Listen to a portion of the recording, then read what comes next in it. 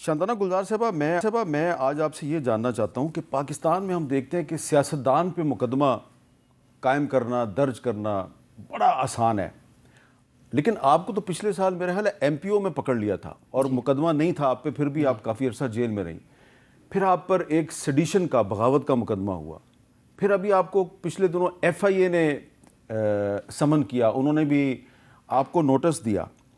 تو کبھی آپ نے سوچا ہے کہ یہ کوئی بھی سیاستدان ہو جب وہ اپوزیشن میں ہوتا ہے تو اس پہ مقدمہ درج کرنا بڑا آسان ہوتا ہے، لیکن کچھ اور لوگ ہوتے ہیں وہ ریٹائر ہو جائیں تو ریٹائرمنٹ کے بعد بھی ان پہ مقدمہ درج نہیں ہوتا، ان کے خلاف انکوائری ہو وہ ان کو انکوائری میں بھی کلین چٹ مل جاتی ہے. تو یہ اتنا ڈفرینس کیوں ہے سیاستدان اور غیر سیاسی لوگ؟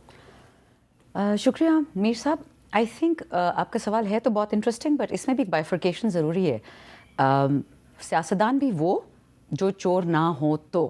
اچھا دیکھیں کچھ لوگ ہیں جو ہمیں اچھی طرح پتہ ہے اس ملک میں، مطلب بی بی شہید کی بات کر لیں، وہ تو پرائم منسٹر بننے والی تھی، ان کو شہید کر دیا گیا، ابڈکشن تو دور کی بات ہے، سب کو پتہ ہے کیا ہوا کیسے ہوا.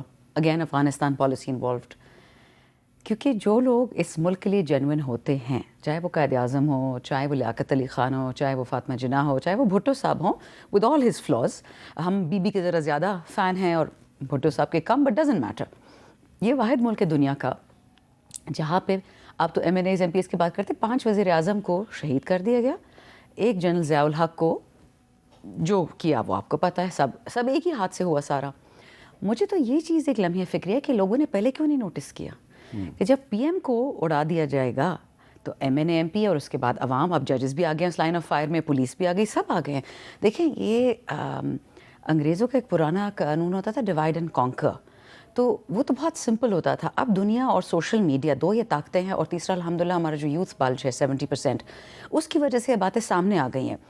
اور یہ جو آپ نے کہا نا، یہ سٹیٹس کو تو ہے کہ کچھ لوگوں کو ریٹائرمنٹ کے بعد بھی کلین چٹ ملتی ہے، بٹ ناٹ فار لانگ. یہ جو سٹیٹس کو، یہ جو لڑائی اس وقت چل رہی ہے ہماری، ہیوز ورسز دا ہیو ناٹس، میں پی ٹی آئی کی تو بات ہی نہیں کرتی، لڑائی اسی پہ ہے کہ 16,000 روپے جو بندہ چراتا ہے وہ بیچارہ جیل میں پٹ پٹ کے مر جاتا ہے صبح کو، باورچی ہو، چوکی دار ہو، اور جو 16 ارب چراتا ہے وہ پرائم منسٹر بن جاتا ہے، اس کو ریوارڈ دیتے ہیں. تو یہ ایک پرورس سسٹم ہے آف انسینٹیوز. آپ چوری انکریج تو کرتے ہیں بٹ سرٹن اکنامک طبقہ، تو وہ چیز پاکستان کو خدا نہ خواستہ لے ڈوبے گی. سو اب تک تو یہی چلتا آ رہا ہے، بٹ اب اس کا ریورسل دیکھیں گے اور وہ مجھے کوئی زیادہ اچھا نہیں لگ رہا. وہ بھی اچھا نہیں لگ رہا آپ کو؟ نہیں. تھوڑا سا ایکسپلین کریں گی آپ؟ شو دیکھیں، آپ جب ایک ملک کو ریولوشن پہ مجبور کر دیتے ہیں، ایران کی ریولوشن ہے، ایران کا کیا فائدہ کیا؟ ایران کی جو اس سے پریویس ریولوشن تھی جب شاہ کو زبردستی لایا گیا، اس میں تو پولیٹیکل پرزنرز کروڑوں کے اماؤنٹ میں مر گئے ہوں گے اور کسی کو نہیں پتا، وہ 30-40 سال. لیکن جب یہ لے کے گئے، مطلب مجھے یہ بتائیں، خمینی صاحب اللہ اب ان کو بخشے، وہ تو میری اپنی ممانی ایرانین ہیں، انہیں بتایا ہم تو ان کو جانتے بھی نہیں تھے، وہ بھی پیرس سے آئے تھے. تو یہ جو پری پریپیئرڈ ریولوشنز ہوتی ہیں نا، ان کا کوئی فائدہ نہیں ہوتا. اللہ کا شکر ہے اس وقت دنیا میں، میرا گاؤں ہم زیادہ اہل سننا ہے بلکہ وہابی ہمیں کہہ لیں، یٹ ہمارے گاؤں میں پچھلے عید پہ صرف ایک خورشید کی لہر دوڑی کہ جو دنیا میں ایک ملک تو ہے جو غزہ والوں کا پوچھ سکتا ہے، وچ از ایران. حالانکہ ہم سارے وہابی ہیں، مطلب ہمارے علاقے میں تو کبھی عید میلاد النبی بھی نہیں ہوئی، اتنا لوگ شرک سے ڈرتے ہیں، حالانکہ ایسی کوئی بات نہیں ہے. So what I am trying to tell you is کہ اگر ریولوشن اس ملک میں آئے گا اور وہ بھی خونی آئے گا، بچے گا کوئی بھی نہیں. سو یو تھنک کہ ہم ایک خونی انقلاب کی طرف بڑھ رہے ہیں؟ نہیں، کوئی کوشش کر رہا ہے کہ ہم خونی انقلاب کی طرف بڑھیں، کوئی کوشش کر رہا ہے. کوئی کوشش کر رہا ہے. اچھا جی. اچھا اب یہ بتائیں کہ بینگ اے وومن، ایک عورت کی حیثیت سے آپ نے ڈائریکٹ الیکشن لڑا، آپ جیت گئیں. جی.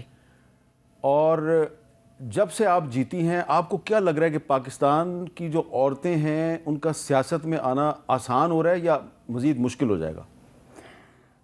حامد میر صاحب دیکھیے، it depends on the area. لیکن میرا علاقہ تو آدھا ایف آر پشاور ہے اور آدھا رورل پشاور ہے. سو وہاں پہ کسی بھی قسم کی نہ کوئی یونیورسٹی ہے، اسکولز بھی نہیں ہیں، اور کیونکہ وہ علاقہ سمجھا جاتا ہے طالبانائزڈ یا القاعدہ واٹ ایور، تو وہاں پہ ڈیولپمنٹ کام بھی زیادہ نہیں ہوتا، این جی اوز بھی نہیں جاتے. پچھلے 76 سال سے بہت علاقوں میں تو بجلی اور پانی بھی نہیں ہے. پہلے بھی میں نے آپ کو شو میں یہی بتایا تھا. لیکن مجھے خان صاحب کی وجہ سے 70% مجھے ووٹ خان صاحب کی وجہ سے پڑا، بیکاز خان صاحب نے لوگوں کو پہلی دفعہ عزت تھی بائی گیونگ دیم دا صحت کارڈ پلس. اب شکر ہے واپس آ گیا. میں پوری الیکشن میں جاتی تھی، مجھے اگر 30,000 ووٹ پی ٹی آئی کا پڑا ہے تو مجھے 50,000 ووٹ پڑا ہے نون کا، پیپل کا، جے یو آئی ایف کا، اے این پی کا. اور ان کے کہنا تھے سمپل لوگ ہیں, زیادہ پڑھے لکھے نہیں ہیں. جیسے جی ہم ہسپتال جب جاتے تھے صحت کارڈ لے کے اچھے اسپتالوں میں, کہتے جی باقی اسپتال تو بدبودار ہوتے, جب اچھے اسپتال میں جاتے تھے تو ہمیں کسی نے پوچھا نہیں کہ تم کس پارٹی سے ہو, ہمیں صرف صحت کارڈ یا ID کارڈ کے بیسس پہ ہو جاتی تھی ٹریٹمنٹ. کہتے ہماری بچیاں 2-2 گھنٹے ڈلیوری میں مر جاتی ہیں, وہ اسپتال پہنچ جاتی تھی, سب کچھ ہو جاتا تھا. So that entire area gave me vote because of Khan sahib firstly. Second, my father was also a popular figure over there, اللہ ان کو بخشے. بینگ این عورت اور ناٹ بینگ این عورت میرے لیے کوئی ایشو نہیں تھا اس میں, وچ از سرپرائزنگ. یہ قبائل ہیں, لیکن آئی تھنک جو قبائل کو ہمارا ایک پورٹریل ہے نا, وہ میں پیلسٹائن پہ دیکھ رہی ہوں کہ لوگ کہتے ہیں کہ وی ور ٹاٹ, ایک تصویر ہے اس کی, ایک وہ غریب آدمی نہیں جس کی وہ گرینڈ ڈاٹر ہاتھ میں گھما کے کہہ رہا ہے کہ this is the soul of my soul. ریم کے دادا دکھا رہے ہیں کہ ہمیں سکھایا گیا تھا کہ یہ دہشت گرد ہے. کہتے ہیں اب ہمیں سمجھ آئی کہ دہشت گرد کون ہے. رشی سنک تھا, میکرون تھا, بائیڈن تھا, یہ سارے تھے. سو ہمارے علاقے کو بھی پورٹری یہ کیا جاتا تھا. میں خود یہ سمجھتی تھی کہ جی ہم بیکورڈ ہے, کنزرویٹو ہے. کنزرویٹو ضرور ہوں گے, ایک اسلامک ملک ہے, بیکورڈ نہیں ہے. بیکورڈ ڈیلیبرٹلی رکھا گیا ہے, خاص کر میرے علاقے لوگوں کو کینن فاڈر کے لیے استعمال کیا جاتا ہے, بندوق کی کالتوس. مجھے بتا رہے تھے کچھ لوگ اس دن آئے تھے نارتھ وزیرستان سے, جہاں میرے بابا پیے تھے 1981 میں. انہوں نے بتایا کہ میم بہت حالات خراب ہو رہے ہیں. میں کہا اللہ خیر کرے. اب ہمیں یہ بھی پتہ ہے کہ نارتھ اور ساؤتھ وزیرستان ریئر ارتھ منرلس کا گڑھ ہیں. ریئر ارتھ منرلس کے لیے تو پاکستان کا کوئی انڈسٹری نہیں ہے, تو کس کو چاہیے وہ ریئر ارتھ منرلس. یہ میں کہہ رہی ہوں کہ جس طرح زامبیا کو تباہ کیا کاپر کے لیے, روانڈا, ان تمام ممالک میں, افریقہ میں کولونائزیشن ہوتی تھی ریسورسز کی, بلوچستان میں سونا, uranium, all of that. By the way مجھے یہ بھی پتہ چلا کہ Pakistan produces the world second best grade uranium. پتہ چلا ہے, اڑتی اڑاتی خبروں سے, میرے پاس کوئی تصدیق نہیں ہے. گریڈ گیم دوبارہ آن ہو گئی ہے اور بہت کلمزی گریڈ گیم ہے. نارتھ وزیرستان میں تو ایک کاپر کا بہت بڑا خزانہ ہے, سارے KP میں ہے, بلوچستان میں بھی ہے جی. اچھا تو اچھا پھر آپ یہ بتائیں کہ یہ جو ابھی آپ نے کہا کہ آپ کو 70% ووٹ تو عمران خان کے نام پہ ملا, جی تو اس کا مطلب ہے مینڈیٹ جو ہے وہ آپ کو ملا ہے عمران خان کے نام, اور لوگ یہ چاہتے ہیں کہ ان کو ریلیز کیا جائے. ایبسلیوٹلی. لیکن آپ کو لگ رہا ہے وہ ریلیز ہو جائیں گے؟ میر صاحب دیکھیے, یہ 200 کے 200 جو خان صاحب کے کیسز ہیں, ان سب کی صداقت کیا ہے مجھے بھی پتہ ہے, آپ کو بھی پتہ ہے. جو ہمیں ریسنٹ پتہ چلا ہے gossip, I am not in core committee اور ایپیکس کمیٹی, ہمیں یہ پتہ چلا ہے کہ خان صاحب کو جو الٹیمیٹ ڈیل آفر ہے کہ لیو دا کنٹری, وہ مان نہیں رہے. تو جب وہ نہیں مانیں گے, ایک بندے کو, I am sorry this is going to sound very parochial, میرا باس ہے میں تو تعریف کروں گی, اولاد دی ہے, صحت دی ہے, پیسہ دیا ہے, نام دیا ہے. کسی کو پسند ہے کسی کو نہیں پسند, وہ الگ بات ہے. اس کو کیا ضرورت ہے کہ جیل میں بیٹھے جب لنڈن کی آفر آ چکی ہے. خان صاحب کی بہت کمزوریاں ہوں گی, ہم بھی ان سے لڑتے تھے. یہ ان کی ایک کمزوری نہیں ہے کہ عوام سے دھوکہ کرے, ان کی ہزاروں کمزوریاں ہوں گی. اچھا. اور 2 دفعہ جب ہم جیل گئے, ایٹ لیسٹ میں صرف 2 دفعہ جا چکی ہوں, اور ہر دفعہ بنگلہ دیش کی بات کرتے, پاکستان کی سالمیت کی, پاکستان کی بقا کی. پہلی دفعہ تو ہمیں سمجھ ہی نہ لگے, وداؤٹ تھکے ہوئے ہیں تو ایسے ہی بول رہے ہیں, ریمبل کر رہے ہیں. دوسری دفعہ جب یہ لیکچر دیا تو سمجھ آ گئی کہ یہ گیم تو کچھ اور ہی ہے. تو انہوں نے یہ بھی کہا کہ کچھ انسٹیٹیوشنز کا نام لے کے کہ ان پہ تنقید نہیں کرنی. نہیں, میں نے ان سے خود پوچھا, میں نے کہا سر آج کل عادل راجہ اور حیدر مہدی, یہ 2 یوٹیوبرز ہیں, حیدر مہدی کے ساتھ میں خود انٹرویوز کرتی تھی. میں نے کہا وہ پڑے ہوئے ہیں اسد کیسر کے پیچھے, علی محمد کے پیچھے, شیر افضل کے پیچھے, کہ یہ لوگ کیوں کہتے ہیں کہ فوج میری, شہداء میرے, پولیس میرے, عوام میری. کہتے ہیں بالکل ٹھیک کہہ رہے ہیں, میں یہی کہہ رہا ہوں. کہتے ہیں ہمارا فوج سے کیا لڑائی ہے, ہماری پولیس سے کیا لڑائی ہے. ہماری لڑائی تھی ایک بندے سے جس نے ووٹ آف نو کانفیڈنس کروایا بائیڈن کے ڈر سے, جس کو سائفر آیا تھا.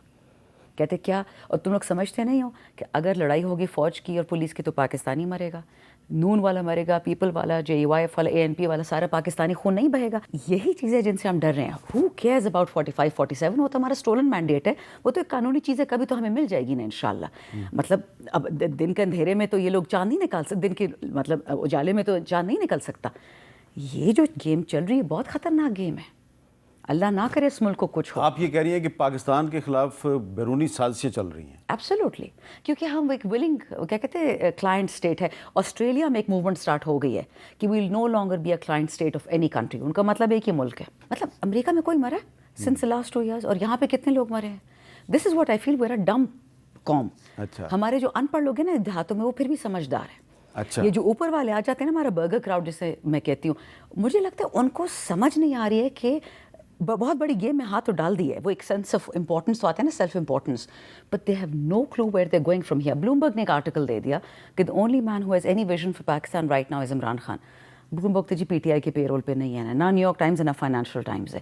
وہ انٹرنیشنل ایڈیشنز جو ہمیں 2 سال سے پیٹ رہے تھے خان صاحب کو, آل آف اے سڈن کہہ رہے ہیں کہ Khan is an economic genius. یہ ماننے والی بات ہے؟